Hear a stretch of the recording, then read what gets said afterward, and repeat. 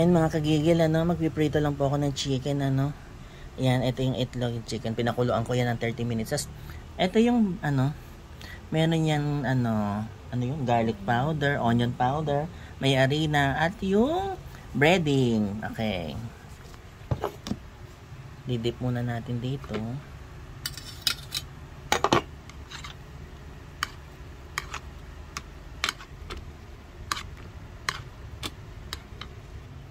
Tapos, lalagay na natin dyan, cover. Then, shake lang. Shake lang.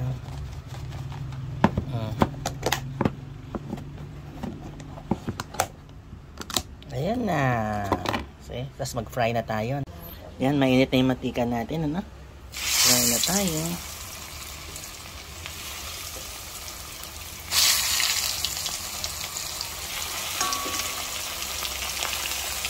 Mausok.